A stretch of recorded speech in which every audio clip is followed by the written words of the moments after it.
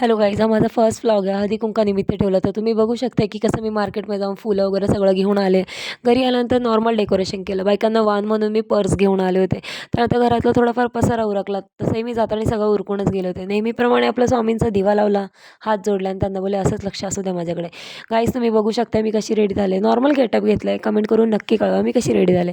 त्यानंतर बोलले चला आता बायका येतील तर कॅन्डल वगैरे लावून घ्यावे. माझा मुलगा आजारी असल्यामुळे तो खूप चिडचिड करत होता. मग त्यामुळे मी छोटीशी सिंपल अँड स्वीट रांगोळी काढली होती. तुम्ही बघू शकता. प्रथम माझ्या सासूबाई आल्या, मग त्यांना हळदी कुंकू लावून मी वाण दिले. अशाच प्रकारे एक एक एक एक बायका येत गेला आणि सुरेखाताईंना फोन केला होता. मला वाटलं नव्हतं त्या येतील, पण त्या आल्या. मला खूप छान वाटलं. तुम्ही बघू शकता की हळदी कुंकूचा कार्यक्रम कसा चालू होता.